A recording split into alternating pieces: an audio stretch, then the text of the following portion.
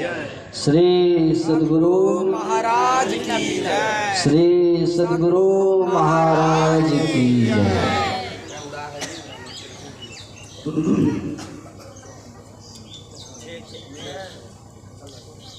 अनंत संसार समुद्र तार नौकायिताभ्याम गुरुपादुकाभ्याम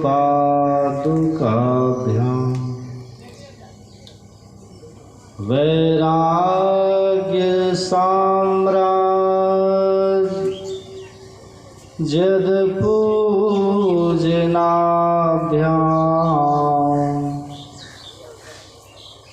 नमो नमः श्री गुरुपादुकाभ्याम पतन्ति नरकार्णवे यस्तानद्धरति सर्वान्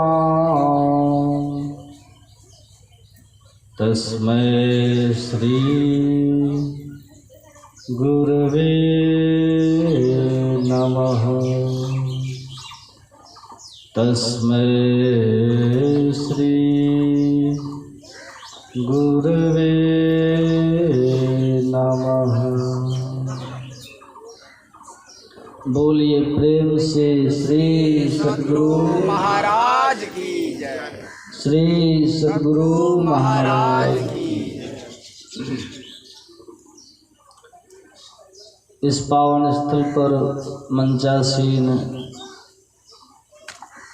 लक्ष्मीराज जी, आदित्य जी, परमादरणीय सत्संग प्रेमी महानुभावों तथा आदरणीय माताओं एवं भक्तिमती बहनों, यौवन रहे न धन रहे, रहे गाँव न ठाम, कबीर जग में जस रहे, कर दे किसी का काम।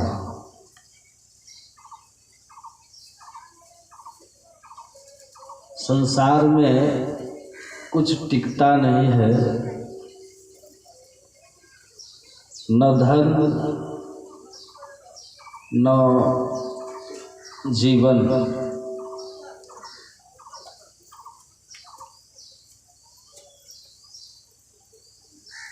सब एक दिन छूट जाता है। अपना गांव, समाज, हवेली सब छूट जाते हैं। सगे संबंधी सब छूट जाते हैं। रह क्या जाता है? कबीर जग में जस रहे, कर दे किसी का काम। हम सत्संग के बाद एक जगह टहल रहे थे। जब लौट रहे थे कटिहार में, तो एक फैक्ट्री है वहाँ। फैक्ट्री के जो मालिक थे, उस फैक्ट्री के पास एक छोटा सा घर था।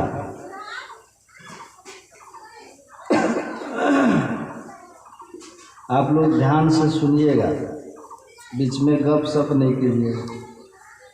बाहर में दुकान टाइप का, वहाँ दो बुजुर्ग दंपति रहते थे। हम लोगों को प्रणाम किए और कहते हैं कि बाबा, ये फैक्ट्री के मालिक तो चले गए, लेकिन हम लोगों को ये मकान बना करके दिए दुकान। इससे हम लोगों का जीवन बड़ा खुशहाल हो गया।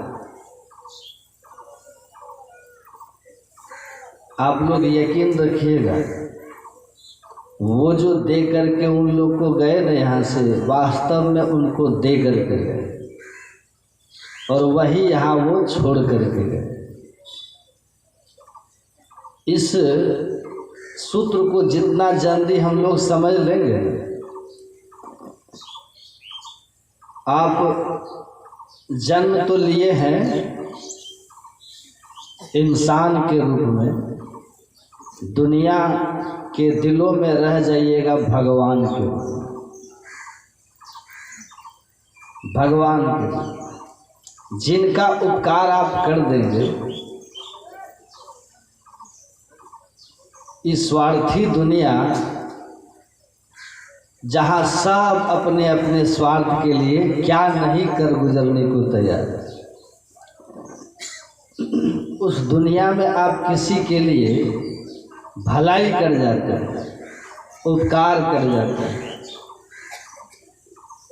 आपका गुण गाएगा, भगवान हो जाएंगे आप। बड़ी छोटी सी बात है। कहते हैं ना, एक बच्चा था, एक छोटा बच्चा था 10 से 11 साल का। उसके ऐसे घूमता था सड़कों पर, कुछ काम वाम करता था, खाली पैर जलते थे गर्मी के दिन। एक दिन बोला, हे भगवान, आपसे कुछ नहीं मांगते, वो चप्पल दे दीजिए।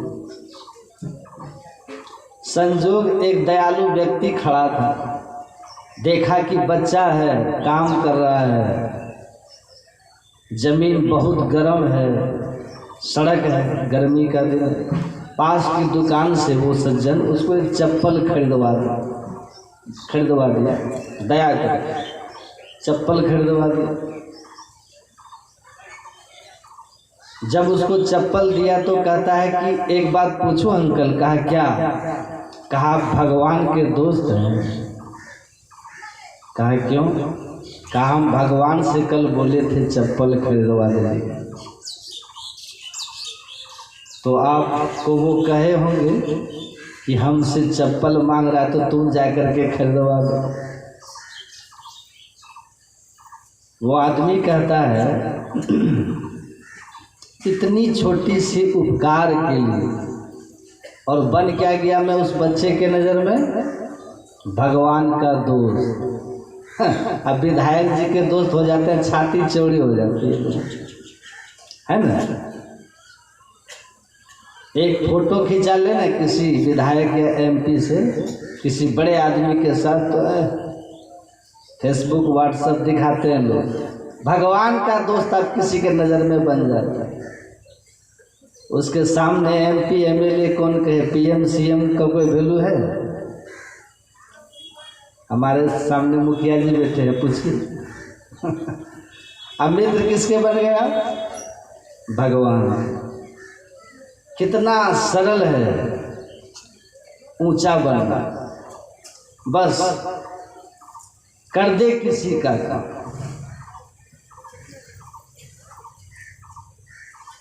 बड़ा बहुत सहज रास्ता है सुखी होने का, बहुत सहज रास्ता है भगवान बनने का, बहुत सहज रास्ता है जीवन को आनंदमय बनाने, बड़ा सहज रास्ता है परलोक सवार। इसीलिए भगवान श्री कृष्ण कहते, प्राप्त बनते माँ में वह सर्वभूत हिते रता। मुझको वही प्राप्त कर सकता है जो जीव मात्र के हित में रत रहता है, हित में रत रहता है। गुरु महाराज के पास 2 लंगोटी थी। कोई मांग लिए इनसे, गुरु महाराज से वस्त्र उसको नहीं था, गुरु महाराज ने 1 लंगोटी उसको दे दी। था कितना? 2। सोचिए, 1 लंगोटी तब उनको दे दिया। आप सोचिए, मैं तो यही प्रार्थना करता हूँ, गुरुदेव कोई हमसे मांगने आए तो हम देने में, अगर मेरे पास हो तो हम देने में पीछे ना, है कि नहीं? और गुरु महाराज की कृपा से घटा भी नहीं आए तो घटेगा भी नहीं। अगर ये भाव रखेंगे तो हटना भी नहीं चाहिए किसी को। ईश्वर ने दिया है ना तो दिया करो, घटता नहीं है, बढ़ता है। अब बढ़े ना बढ़े, आत्म संतुष्टि जो मिलती है ना, उसकी कोई कीमत नहीं लगा सकती।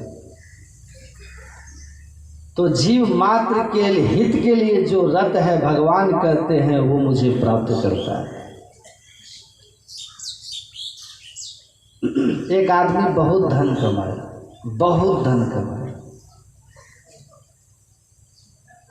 धन में डूब गया, डूब जाते हैं ना, कुछ नहीं दिखाई देता, पैसा पैसा पैसा।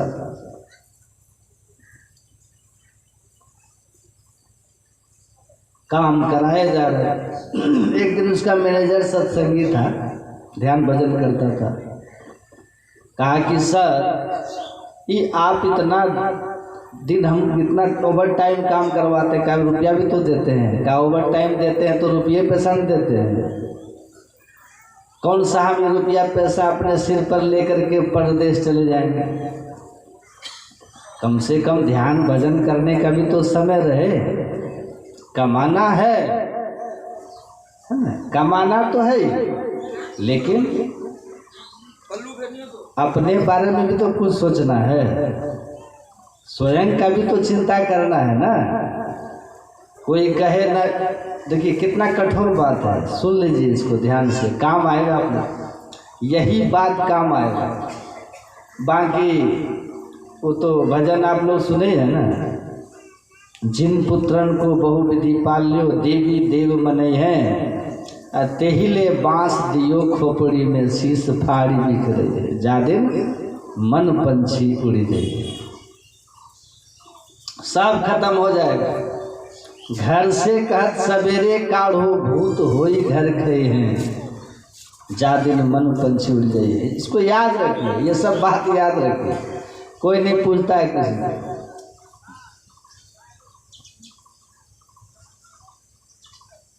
उन्हीं के लिए आप सब कुछ कर रहे हैं।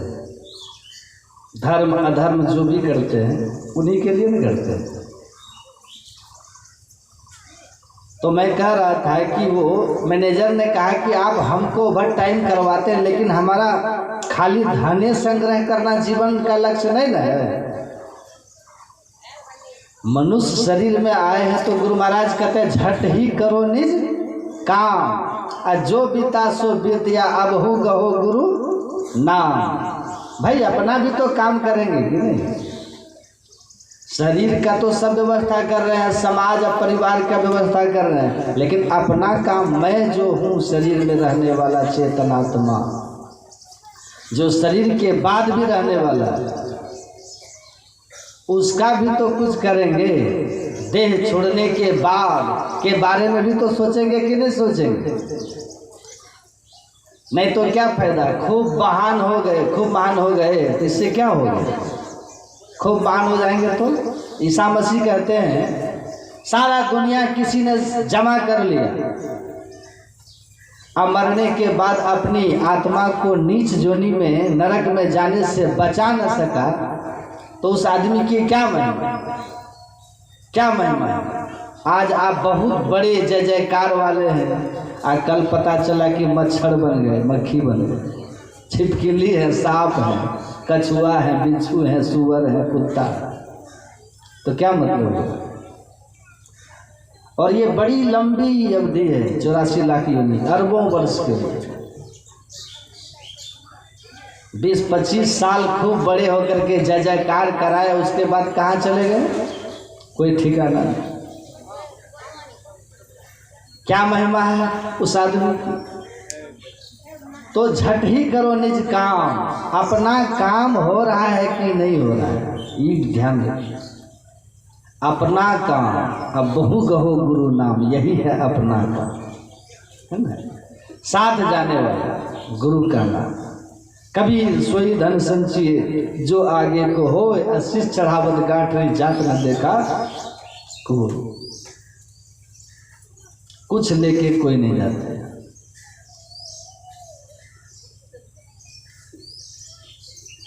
कर दे किसी का काम, बड़ा मेहनत करके अमीर आदमी बना था, सेठ जी फैक्ट्री लगाया था, बड़ा गदगद था। और जैसे ये मैनेजर बोला ना कि कुछ ले करके जाने वाला भी संपत्ति अर्जित करेंगे कि सब यहीं छोड़ने वाला करेंगे, समय रहेगा तब ना है? हमको समय से ड्यूटी करते मिल जाता है खाने पर, अब क्या चाहिए। तो अब आत्मा के कल्याण के लिए भी बचे समय में ध्यान भजन भी तो करेंगे, समाज परिवार है उनके लिए भी तो समय देना है कि खाली मशीन बन के हमको पैसा कमाना।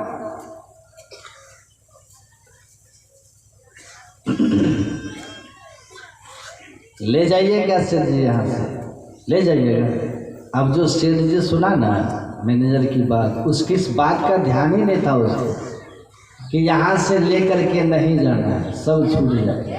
भारी टेंशन हो गया सेठ जी। इतना मेहनत करके हम सब जमा किए हैं, मजदूर से मालिक तक की यात्रा किए हैं,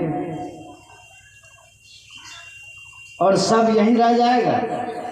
भारी चिंता हो गया। अब जो कोई आए उसको कहे भाई, बड़ा चिंतित है। लोग पूछे क्या बात है सेठ जी, एकदम चेहरा आपका उतरल है, पहले तो बड़ा खुश रहते थे। कहा कि इतना मेहनत करके मजदूर से हम नामी सेठ बने हैं, अरबों का प्रॉपर्टी खड़ा की, अब हम यहाँ से निकलेंगे कुछ लेकर नहीं। कोई रास्ता ढूंढ रहे हैं यहाँ से ले जाने का, कोई रास्ता, कोई उपाय है आपके पास कि मरु तो ले जाऊं। कहा सेठ जी यहाँ से तो सुई भी लेकर के नहीं जाते हैं, बोलिए ना। इस सूखने लगा चिंता से सेठ जी कि हरी बाप सब छूट जाएगा, धन जन परिजन सहित आपन तन सब छाड़ी जाइ हो, सब छूट जाएगा। धन को गिने निज तन न सहाय, तू हंसा एक एका। धन के चक्कर में हो, तन भी तो यहीं रह जाता है, जाओगे अकेले। बड़ा टेंशन हुआ। एक दिन एक महात्मा आए, कहा क्या सेठ क्या बात है, हमारी तरह थे वो जेब में पैसा रहे एक चाय नहीं रहे, लेकिन बादशाहत हमारी कम नहीं होती।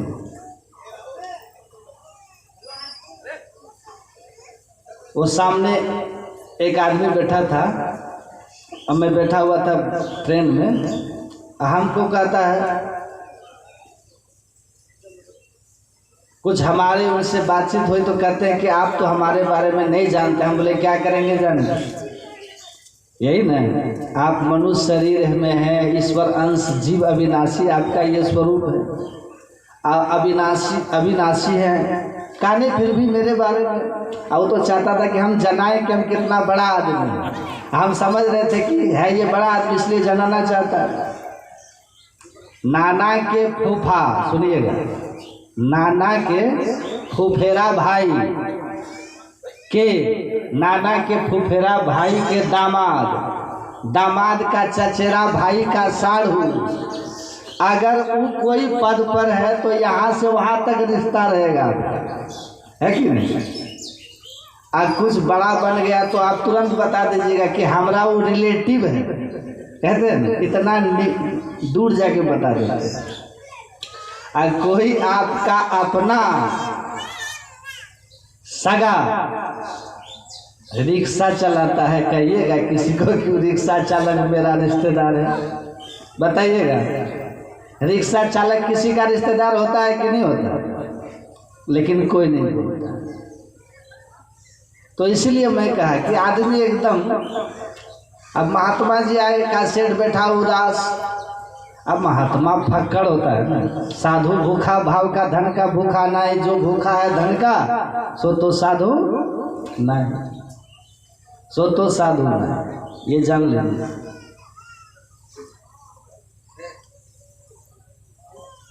काहे सेठ बड़ा उदास हो, क्या बात है।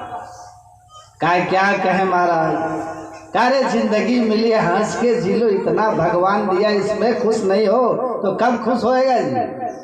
कहा महाराज इतना हम मेहनत करके जमा किए, जाएंगे तो कुछ लेके नहीं जाएंगे।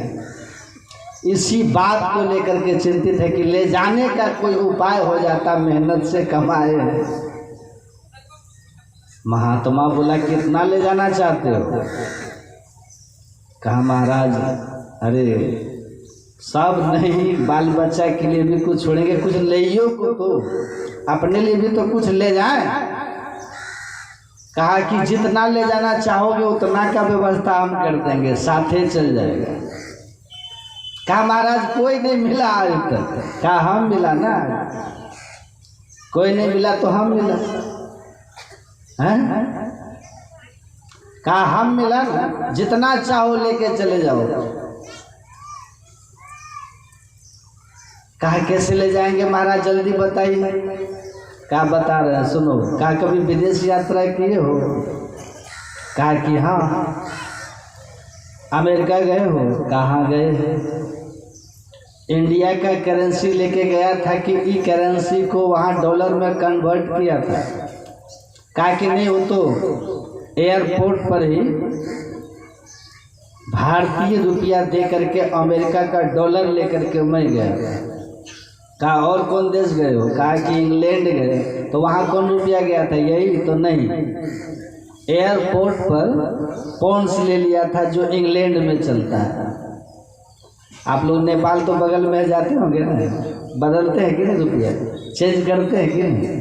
तो वहाँ के जो देश का रुपया रहता है तो पैसा चेंज कर लेते हैं, तब चलता है, नहीं तो ये नोट नहीं चलता है। इधर का चल जाएगा, उधर का इधर नहीं चलेगा। का जापान गया, जो जापान में चलता है उसको चेंज कर लेते। कहा ये रुपया जो तुम्हारे पास है ये इसी देश के बाहर, इसी धरती पर जब नहीं चलता है, इसको वहाँ चलाने के लिए दूसरे देश में करेंसी को चेंज करना पड़ता, वहाँ के करेंसी में, है ना। तो पर इस देह को जब त्यागने के बाद परलोक जब जाओगे तो परलोक वाला करेंसी में इसको कन्वर्ट करना पड़ेगा कि नहीं? बोलिए, कन्वर्ट करो इसको परलोक वाला करेंसी में। कहा कि महाराज बात तो सही है। कहा परलोक में कौन सा करेंसी चलता है? कहा परलोक में सत्कर्म में लगाया हुआ धन, सत्कर्म वो करेंसी है जो परलोक में चलता है। तो जितना ले जाना चाहते हो ये उतना धन को धर्म में खर्च कर लो, साथ चला जाएगा।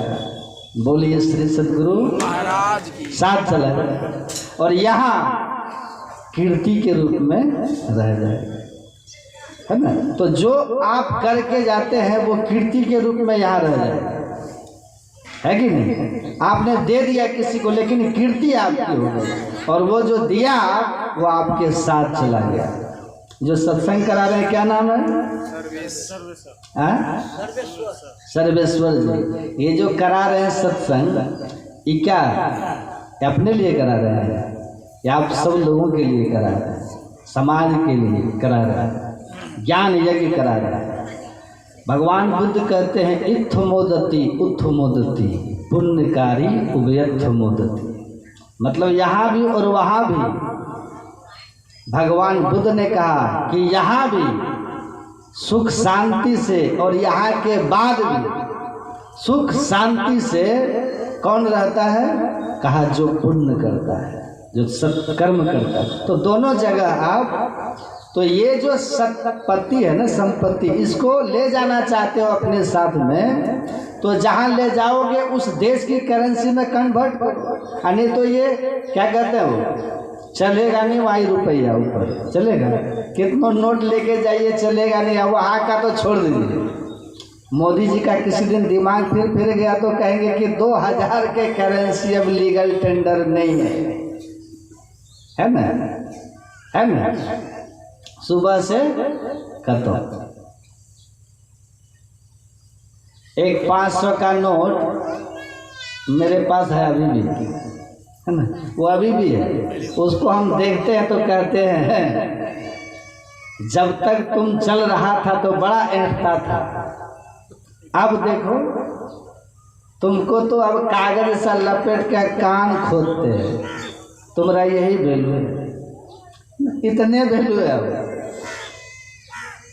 कागज का टुकड़ा है। अनुभव हो गया था ना बहुत लोगों को, हरी बाप खत्म।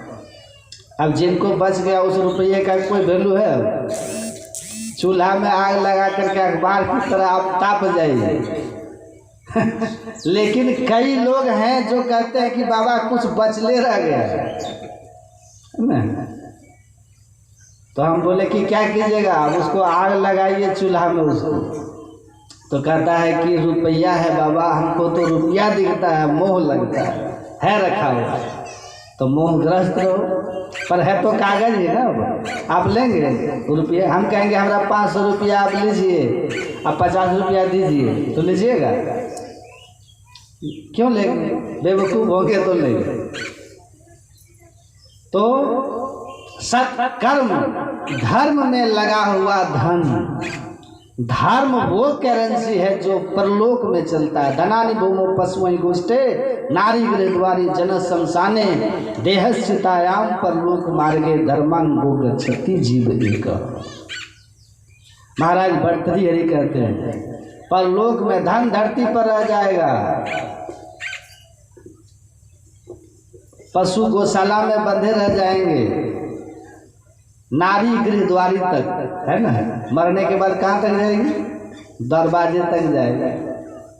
पति शमशान घाट तक जाएंगे, और रिश्तेदार भी शमशान घाट तक जाएंगे। देहश्चितायाम, देह चिता पर।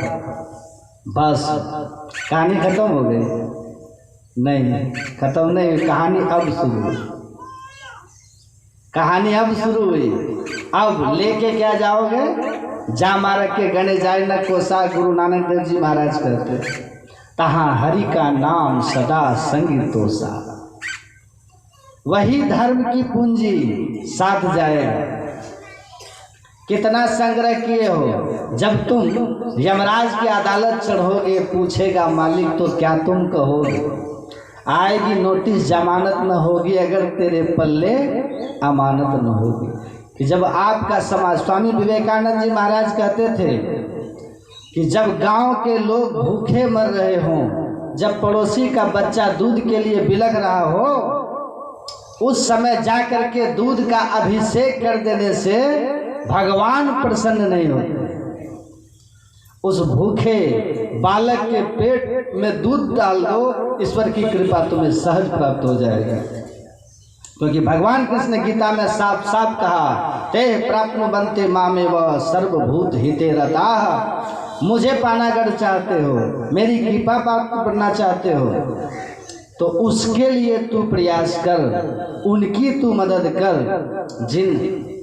किनका? जीव मात्र का जो हित करता है। साफ साफ भागवत महापुराण में दिया है। भगवान कहते हैं अतमाम सर्वभूतेषु भूतात्मानं कृतालयम अर्हेत दानमानाभ्याम मित्रया भिन्न चक्षुषा। कहते हे उद्धव, सब जीव के हृदय में रहने वाला सर्वंतर्यामी परमात्मा को, जो जीवों के सेवा में न देख करके, और मूर्तियों में तो हमारी पूजा करता है। भगवान ने देखिए विरोध नहीं किया, खंडन नहीं किया पूजा पाठ का। भगवान कहते हैं पत्थर मृणादि की बनी हुई मूर्तियों को मुझे मान करके उसका पूजा तो करता है, उसको भोग तो लगाता है, लेकिन सब जीवों के हृदय में रहने वाला परमात्मा तब अन्य जीवों के प्रति वो भेद भाव रखता है, ऊंच नीच की भावना रखता है, ईर्ष्या द्वेष करता है। ऐसे पाखंडियों की पूजा में स्वीकार नहीं करता हूँ। भगवान कहते हैं ऐसे पाखंडियों की पूजा में स्वीकार नहीं करता हूँ। जो भेद भाव से रहित होकर के सब के अंदर रहने वाले मुझ परमात्मा का सच्चा पूजक वही है, जो जरूरतमंद को दान और गरीब अमीर जो भी हो सबका सम्मान। और साथ ही साथ भगवान कहते हैं अभिनयन चक्षुषा, एक समान भाव में रखता है, ऊंच नीच का भेद नहीं रखता कि ये ऊंची जाति, ये नीची जाति, ये अमीर आदमी, ये गरीब आदमी, और इसलिए किसी का आदर करता है, किसी का अनादर नहीं करता है। ऐसे जो होते हैं उनकी सेवा, उनकी पूजा मैं स्वीकार करता हूँ, उनसे मैं प्रसन्न रहता हूँ। तो आप अपने धन का देखिए, बहुत अमीर हैं, 500 रुपया दे दिए सत्संग में, बहुत गरीब हैं, 5 रुपया दे दिए, है ना। तो ऐसा मत समझिएगा कि जो 500 वाला है वो बड़ा दानी हो गया, उसको ज़्यादा पुण्य हो गया, है ना। ऐसा नहीं है। अपनी आमदनी की तुलना में कितना दिया ये निर्भर करता है। क्या है? चिराग में तेल अच्छा दीजिए। तो पहली बात है कि जीवन में यज्ञ को समझिए। यज्ञ को, ये क्या है? ये ज्ञान यज्ञ हो रहा है। भगवान कृष्ण कहते हैं श्रेयान द्रव्यमयाज यज्ञाद ज्ञान यज्ञ परम तपः। हे तपस्वी अर्जुन, ये ज्ञान यज्ञ है। सत्संग क्या है? ज्ञान यज्ञ है। ये दुनिया के सारे द्रव्यमय यज्ञों से श्रेष्ठ है। इस यज्ञ में आपका एक एक क्षण अगर लग रहा है, तन से, मन से, धन से, समय से, आप आकर के यहाँ बैठ करके सत्संग सुन रहे हैं, ये जीवन का सार्थक समय।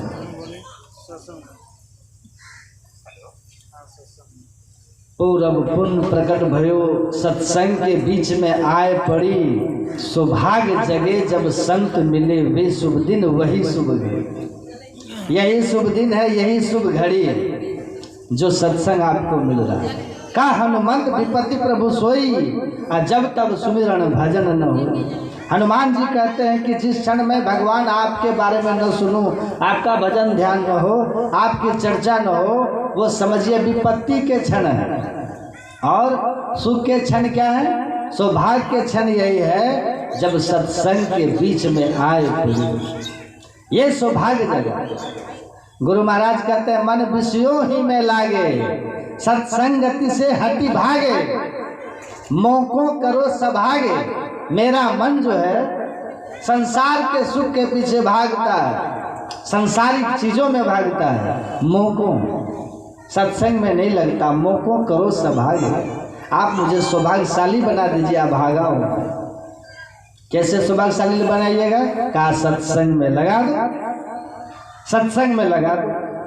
भगवान शिव क्या कहते हैं? बार बार बर मांग हूँ, हर्ष देहु श्री रंग, पद सरोज अनुपायनी भक्ति सदा सत्संग। हे परमात्मा मुझ पर प्रसन्न है। तो भगवान शिव कहते हैं कि आप हमको अपनी भक्ति दे दीजिए, अपना सत्संग दे दीजिए, सत्संग और भक्ति दे दीजिए। तो सत्संग वरदान मांग रहे हैं कौन? भगवान शिव। कितना ऊंचा चीज है सत्संग, देखिए। और जिसको मिल गया उसका भाग्य जग गया, उसके विवेक दृष्टि खुल गई, सुधार होने लगा, उसके जीवन का उद्धार का मार्ग प्रशस्त हो गया। तो ये आपके जीवन के उत्तम क्षण है जो आप यहाँ बैठे हैं। जितना समय बैठिएगा ना, बड़े काम का होगा। लेखे में सोई घड़ी है ना, आधों में पुनियाद, और लेखे में सोई घड़ी बाकी के सब बात। परमात्मा के घर में यही समय आपका सही रिकॉर्ड में जाएगा, और बाकी सब व्यर्थ चला जाएगा कूड़ेदान में। तो इस क्षण का लाभ लीजिए। और ये सौभाग्य आप लोग को मिला है कि आप मानव हैं, आदमी मानव है ना। किसी पशु पक्षी को बैठ करके इस कथा वार्ता को सुनने का सौभाग्य है, वो समझेगा? बोलिए ना। आप समझते हैं, सुनते हैं, आप आनंदित होते हैं क्योंकि आप मनुष्य हैं। और भगवान राम क्या कहते हैं रामचरितमानस में? ज्ञान में यज्ञ में भगवान ने अपनी प्रजाओं को बुलाया था। राजा बनने के बाद भगवान ने अपनी प्रजाओं को बुलाया था और इसी तरह बैठाया था। अब बैठा करके हाथ जोड़ के कहा भगवान श्री राम ने, अब बड़ी श्रद्धा और प्रेम से उन्होंने कहा था कि मैं आप लोगों के हित की बात करने जा रहा हूँ। क्या करने जा रहा हूँ? हित की बात। इसमें हमारी कोई प्रभुता न समझे, लेकिन मैं जो कह रहा हूँ उनको आप लोग शांति से सुनिए। सुनहूँ करहूँ जो तुम्हें सुहाई, है ना। हमारी बात को आप लोग सावधान होकर सुनिए। अच्छा लगे तो मान लीजिएगा, और नहीं अच्छा लगे तो जो आप लोग को अच्छा लगे वो कीजिएगा, तो आप समझिएगा।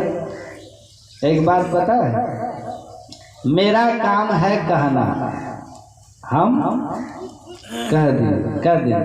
आपका काम है मानना और करना। आप जाने पूजल बहादुर हुआ कहते थे, अगर हमारा कहा हुआ कीजिएगा तो डरिएगा, और नहीं तो मरिएगा, है ना, नहीं तो मरिएगा। क्यों? तो हमारा काम है कहना, हम तो कहेंगे ले लो रे कोई राम का प्याला, आप ले लो तो आप अमर हो जाओ, और नहीं लो तो मेरी न मानो जमराज तो मनाएगा, तेरा किया डंडा मार के भुगताएगा। कहे गीतानंद फिरेगा तू रोता, 1,84 में लगाएगा गोता, और फिर जन्मना और मरना पड़ेगा, रे मन मुसाफिर निकलना पड़ेगा। याद रखिए, आएगी नोटिस जमानत न होगी, अगर तेरे पल्ले अमानत न होगी।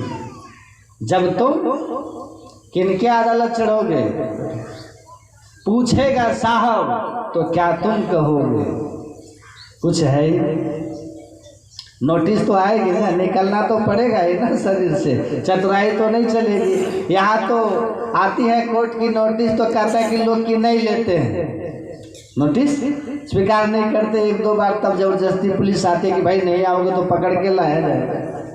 तो नोटिस नहीं लो तो अदालत को होता है कि नोटिस नहीं मिला तो कैसे आते, है ना। तो बाद में वारंट आता है तो 1-2 नोटिस तो आप लौटा देते हो, लेकिन उसकी नोटिस नहीं लौटा सकोगे। यमराज की नोटिस कोई नहीं लौटा सकता। एक नौजवान था मेरे ही तरह, रह करके कहीं पढ़ रहा था, अचानक यमराज वहाँ आ गए। कहा कि आप कौन हैं? कहा हम यमराज हैं। कहा कि क्यों आए हैं? कहा यमराज क्यों आते हैं? ले जाने आते हैं। करे अरे महाराज हम तो अभी जवानी पर चढ़े ही हैं, सपना ही जीवन का हम देख रहे हैं, और आप आगे सपना लूटने हमारा। कहा हम ऐसे ही आ जाते हैं बाला। कहा कुछ सूचना दे, कहा हम आ गए, बस तुम्हारा टाइम हो गया, हम आ गए, अब तुमको चलना होगा। कहा महाराज ये तो बड़ा अनर्थ कर दिया, आप आ गए। कहा हम ऐसे ही आते हैं, नहीं बालक नहीं यौवने नहीं वृद्धि कछु बंद हुआ अवसर नहीं जानिए, जब आए पड़े जमपन, हम तो यूं ही आ जाते हैं, ऐसे ही आ जाते हैं, बस आ गए, अब चलो। कहा कि ठीक है महाराज, जब अब चलना ही है, आप आ ही गए हैं, तो कहाँ है मेरा नाम जरा दिखाइएगा लिस्ट में। तो यमराज लिस्ट निकाल के दिखा, देख 1 नंबर में तो मैं तुम्हारा ही नाम है, और तुम ही से शुरू कर रहे हैं, चलो। कहा महाराज कुछ मोहलत? का कोई मोहलत नहीं।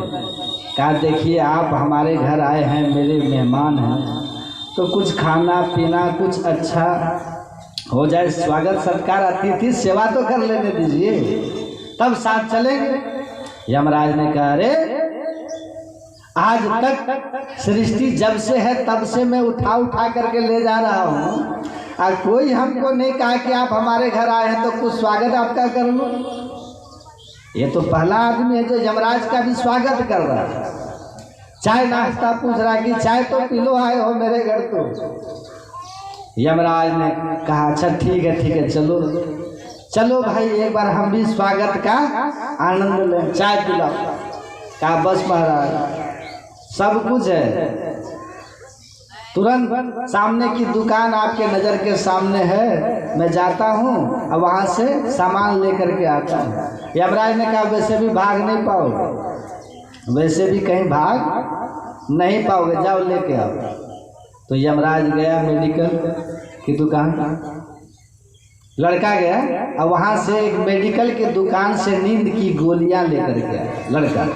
यमराज को गर्मी का समय था, पंखा के नीचे बैठे थे, और चाय में ढेर सारा नींद की गोली मिला करके यमराज को पिला दिया। यमराज चाय पी करके सो गए, नींद आ गई। और ये लड़का था बड़ा चतुर, लिस्ट लिया और व्हाइटनर होता है ना मिटाने वाला, ऊपर व्हाइटनर मार दिया और नीचे भी व्हाइटनर मार दिया और नीचे वाला नाम ऊपर लिख दिया और अपना नाम सबसे नीचे कर दिया।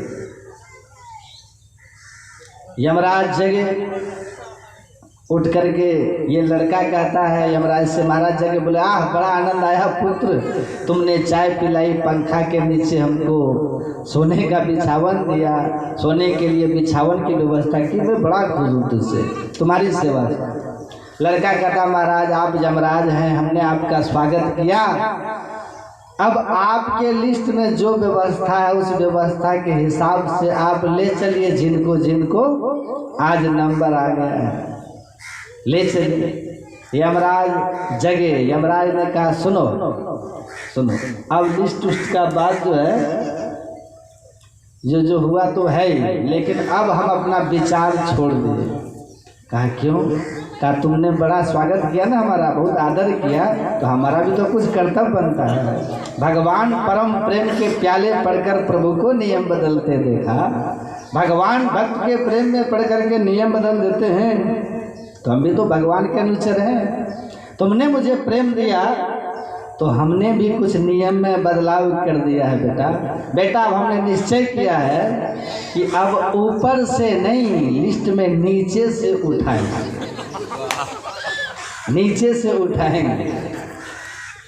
तो यमराज के आगे तो आपकी तेजी नहीं चलने वाली, चलेगी। आपको ऊपर नाम करो या नीचे नाम करो, यमराज कहीं से भी पकड़ ले, वो पकड़ लेंगे। तो संत लोग यही कहते हैं, भगवान राम को कहना पड़ गया कि सुनो मेरी बात, सुनो हमारी बात आप सुनो, लेकिन करना वही जो तुमको असुहाय, क्योंकि हमको पता है कि तुमको जो अच्छा लगेगा तुम वही करोगे, है कि नहीं। तो ध्यान से सुन करके समझ लो, अब विचार कर लेना, अगर मेरी बात अच्छी लगे तो अरे हारे में ही समझ बोध जो होई रहता सम कर लीजिए। अगर मेरी बात सुन के समझ के आपको लगे कि अच्छी बातें सुनाई गई है, उससे हमारा हित होगा, तो आप अपने आचरण को, अपने रहने को, व्यवहार को, अपने जीवन को उसके अनुसार कर लीजिएगा। और अगर लगे कि उनके बात में कुछ अच्छाई नहीं थी मेरी बातों में, तो अब हम मेरी बात को छोड़ दीजिएगा। तो संत महात्मा लोग कहते हैं क्या कि याद रखो, बड़े भाग मानुष तन पावा, सुर दुर्लभ सब ग्रंथ ही गावा, साधन धाम मोक्ष करी द्वारा, अपाई न जही परलोक सवारा। सो परत्र दुख पावई, सिर धुनि धुनि पछताए, सुकृत निंदक मंदमती आत्महन गति जाए। सुर दुर्लभ शरीर है ना, देवताओं को दुर्लभ है, मानव तन जिसके लिए देवता भी हैं लालाई, तूने मानव तन है ऐसा है पाया, ऐसा कोटि जन्म भटका जब खाया। करोड़ों जन्म के भटका खाने के बाद ये मानव तन मिला। भगवान राम कहते हैं याद रखना, बड़ा आराम से नहीं मिला है तुमको, आकर 4,84,000 जोनि भ्रमत यह जीव अविनाशी, है ना, आकर 4,84,000। तो कभू करी करुणा नर देहि, देख इस बिनु हेतु स्नेही। आपने ये मनुष्य शरीर पाया है, आप कौन है? पाया है शरीर, तो आप शरीर नहीं ना है। हमने ये चादर पाया तो हम चादर हैं। बोलिए, इस चादर को हम धारण करने वाले कोई और हैं। तो भगवान कहते हैं तुमने ये मनुष्य शरीर पाया, तो इसका मतलब शरीर और शरीर को पाने वाला दोनों एक है कि अलग अलग? अलग है। तो जो पाया है वो कौन है? भगवान कहते हैं जीव। क्या है? जीव। जीव क्या होता है? ईश्वर अंश, परमात्मा का अभिन्न अंश। जीवात्मा प्रभु का अंश है। रोज हम लोग पाठ करते हैं, प्रभु का अंश है। हरेर चिन्मात्रम हरेर अंश, वेद में लिखा है। इस शरीर में जो ज्ञानमय तत्व है, जिसके निकल जाने से शरीर का आँख वही है, कान वही है, नाक वही है, हाथ पैर वही है। आँख नाक है वही मगर नहीं सुनता, हाथ पैर है वही मगर नहीं डोलता। पकड़ ले गया जम चले न जोर है, अरे हारे पलटू निकल गया असवार शहर में शोर है। घोड़ा पर सवारी अलग होता है, घोड़ा अलग होता है, वैसे इस शरीर में रहने वाला जीव इस शरीर पर सवारी है। जम पकड़ के लेके चला गया शहर, अब क्या है? खाली। आँख कान सब वही है मगर अब देखना सुनना बंद हो गया। वेद भगवान कहते हैं इस शरीर में रहने वाला जो ज्ञानमय तत्व है, जो आँख से देखता है कि काला पीला हरा नीला क्या है, कान से सुनता है कि हिंदी अंग्रेजी बड़ाई निंदा गाली क्या बोला जा रहा है, हिंदी अंग्रेजी उर्दू। कौन सुनने वाला है? जो कान से शब्द को सुनने वाला, आँख से देखने वाला, नाक से सुनने वाला कि सुगंध है कि दुर्गंध है, जीवा से खट्टा मीठा तीता हरा चरफरा का स्वाद लेने वाला कौन है? जो था वो निकल गया, अब इसको कुछ नहीं पता। ये जड़ है, मुर्दा है, तो मुर्दा हो गया। जिस ज्ञान में पदार्थ को निकल जाने से वो ईश्वर अंश है, वो जीव है, वो शरीर का सार है। बीज खेत में डालो पौधा हो जाता है, आप बीज को थोड़ा भूंज दो उसमें कीड़ा लग जाता है, होता है कुछ, पौधा निकलता है। क्यों? क्योंकि गर्म करने से बीज के अंदर जो जीवनी शक्ति थी, जो सार था, जो चेतन था, वो मर गया, निकल गया, वो उससे निकल गया। इसीलिए बीज अब मुर्दा हो, है ना? उसमें अब बीज जन्म देने की क्षमता उसमें नहीं है। तो इसमें जो वेद भगवान कहते हैं इस शरीर में जो ज्ञानमय अंश है, ज्ञानमय तत्व है, वो परमात्मा का अंश है, उसको जीव कहते हैं। तो जीव क्या है? अविनाशी है ना? ईश्वर अंश जीव अविनाशी, उसका नाश नहीं होता। भगवान कृष्ण कहे बसांसी जीर्णानि यथा विहाय नवानि गृह्णाति नरो परानि तथा शरीरानि विहाय निर्जीर्णान्यानि संयाति नवानि देह। कहते पुराना कपड़ा को खोल दिया, नया कपड़ा पहन लिया। आपको याद है कितना कपड़ा अभी तक पहने हैं, कितना छोड़े? कौन कौन रंग का कपड़ा कब कब पहने, कब कब छोड़े, आज तक बता सकते हैं कोई? उसी तरह जीव कितना शरीर धारण किया, कितना छोड़ा, कहाँ से याद रहेगा? जब इस जन्म के कपड़े याद नहीं आपको तो कहाँ से याद रहेगा?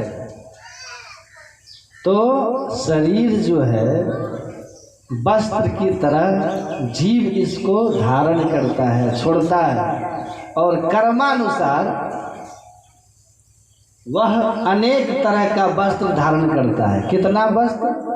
तो भगवान राम कहते हैं आखिर 4,84,84 लाख प्रकार का कपड़ा है, सब आपको पहनना है। धोती साड़ी जितना भी है, फुल पैंट शर्ट से लेकर के सारे कपड़े 84 लाख तरह के हैं, सब पहनना होगा। पशु पक्षी कृमि आदि की जोनि में भर में बहुबार हो। जितने जीव हैं सब के सब क्या है? वस्त्र हैं, जीव उसको धारण करता है। और 84 लाख तरह के वस्त्रों को, शरीर रूपी वस्त्र को धारण किया है, उस शरीर में कष्ट भोगा है। आप सोचिए ना, आज कितना मस्त रहते हैं हम लोग। सुअर के शरीर में होंगे तब कितने कैसे होंगे? आज सुअर को देखते हैं तो नाक बंद करते हैं, जब आप सुअर थे तो आपको भी देखकर ना कोई करता होगा नाक बंद। और नहीं करिएगा भक्ति भजन सत्संग तो भगवान कहते हैं फिर सुअर हो जाएगा, फिर वही 1,84 धर्म के पौ पे अटके आपके पास आना पड़े फिर 84।